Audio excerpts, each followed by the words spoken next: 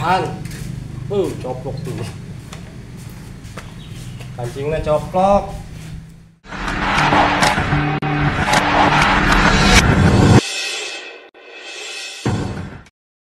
Assalamualaikum warahmatullahi wabarakatuh. Selamat siang untuk seluruh teman-teman pemirsa dimanapun kalian berada. Baiklah, kembali lagi di channel saya Barai Motor. Hari ini di hadapan saya ada sepeda motor Supra X 125. Motor tersebut datang dengan kondisi mati. Menurut informasi yang kita dapatkan dari yang punya motor, ini katanya hilang pengapian. Nah, menurut informasi dari yang punya motor, sebelum dibawa ke sini, motor ini habis ditangani sebelumnya sama mekanik lain. Namun walhasil masalahnya tidak kunjung ditemukan. Dan mohon maaf untuk kondisi motornya sudah keadaan seperti ini Bapak Ibu ya. Dikarenakan ini motor untuk angkutan berat, untuk kerja berat, sehingga fisik daripada motornya sudah seperti ini. Jadi mohon dimaklum. Nah, di sini teman-teman, untuk bagian kabelan di sini sudah acak-acakan Pak. Karena ini katanya habis ditangani, namun masalahnya belum ditemukan, pengapian masih hilang. Jadi kabel dari ujung koil ini tidak memercikan bunga api ketika diengkol. Kabelnya sudah acak-acakan. Nah, dimana untuk mengeluarkan sebuah percikan bunga api di ujung kabel koil Pak ya. Syarat untuk memercikan sebuah bunga api di ujung kabel koil: pulser, spool, kiprok, CDI, koil, dan busi. Semuanya harus keadaan normal dan tidak ada masalah. Kita cek satu persatu, namun kita cek dulu dari bagian kabelnya. Kabel CDI. Nah, perhatikan di soket CDI ini hanya ada 3 buah kabel, dimana seharusnya ini ada 4 Pak ya. Ini ke coil, ini massa, ini pulser. Nah, di sini untuk CDI, untuk soket CDI seharusnya memiliki 1 buah kabel lagi. Mana kabel tersebut output daripada kunci kontak, karena motor ini sudah tidak menggunakan kunci kontak, jadi output langsung dari kiprok. Nah, di sini jadi CDI ini tidak mendapatkan outputnya Pak, tidak mendapatkan sebuah kelistrikan keluaran daripada kiprok. Gimana mau menyala Pak ya? Tuh, kabelnya juga nggak ada Pak, ini dilepas. Kita cek dari soket kiprok. Wah, ini banyak salah Pak, ini banyak kesalahan pemasangan. Ini benar, karena ini cantolannya sudah patah Pak ya. Ini benar jalurnya, namun pemasangan tadi terbalik Pak. Ditancapkan ke kiproknya di sini dibalik seharusnya untuk keluaran ataupun input dari spool, dan outputnya ini sebelah kiri Pak. Nah, seperti ini seharusnya. Ini keluaran daripada spool, input dari spool menuju ke kiprok. Ini terhubung ke kunci kontak ataupun bisa langsung ke CDI kalau misalkan sudah tidak ada kunci kontak. Namun soket CDI-nya di sini tidak ada kabel Pak. Tuh, dilepas.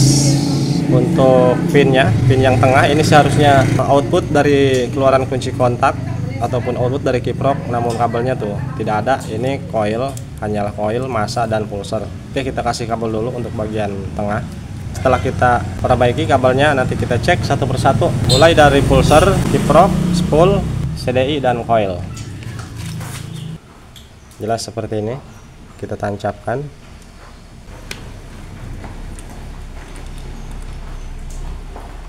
Nah, kabel yang kita pasang tadi, yang kita kasih, ini nyambung ke kiprok kalau sudah tidak memiliki kunci kontak.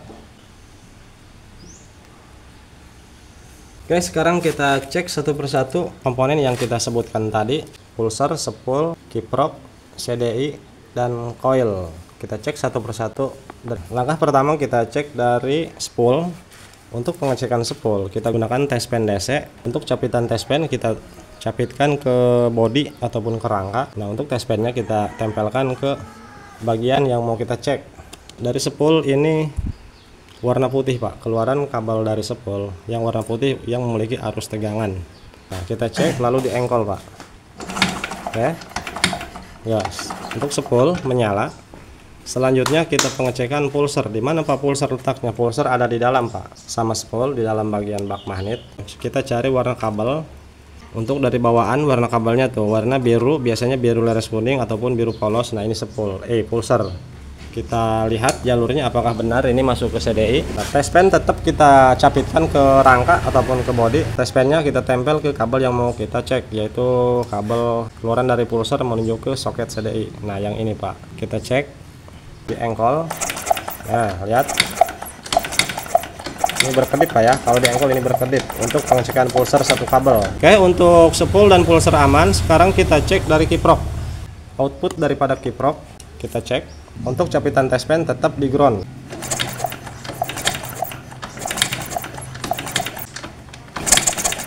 Untuk kiprok di sini aman. Selanjutnya kita cek dari output CDI yang terkoneksi terhubung ke coil. Nah, yang ini kita cek yang ini. Nah, sini menyala Pak. Coba kita tempelkan. Biasanya kalau misalkan normal ini ngeburicat Pak, mercik, mengeluarkan percikan bunga api ketika ditempel ke bodi. Kurang jelas Pak ya. Nah ya, ini sudah dipastikan menyala Pak. Ini pasti menyala. Ini tancapkan ke coil. Ini kabelnya kependekan Pak ya, disambung. Nah, kalau misalkan setelah ditancapkan ke coil, di ujung kabel coil masih tidak mengeluarkan percikan bunga api, ini sudah dipastikan masalahnya dari coil. Ini untuk jalur ke coil, karena tadi kabelnya kependekan, ini sudah kita sambung hanya untuk sementara. Ya, colokan kena coil. Oke, sudah kita tancap. Sekarang kita cek dari ujung kabel coil di engkol.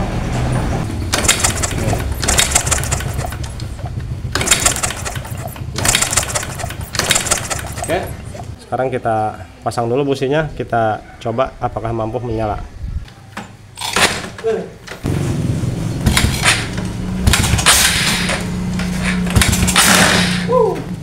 Selahan. Coplok tuh. Kancingnya coplok.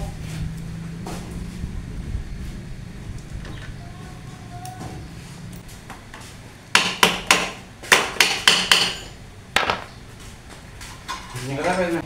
Ayo kita. Oh, saya ini.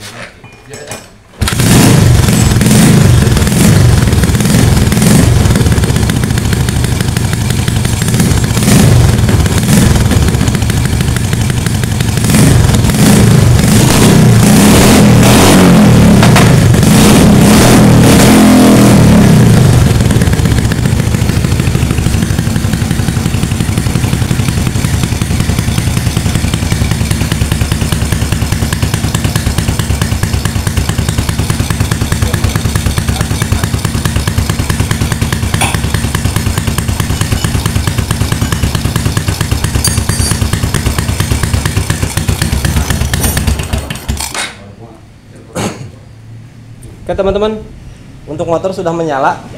Jadi masalahnya ini hanya dari jalur kabel yang salah penanganan sehingga tidak mau mengeluarkan bunga api. Oke, sekian dulu dari videonya, semoga dapat dipahami dan bermanfaat tata cara untuk mengatasi Supra X125 ataupun Karisma mengalami masalah hilang pengapian. Saya Bare Motor izin pamit, mohon undur diri. Selamat siang dan terima kasih. Assalamualaikum warahmatullahi wabarakatuh.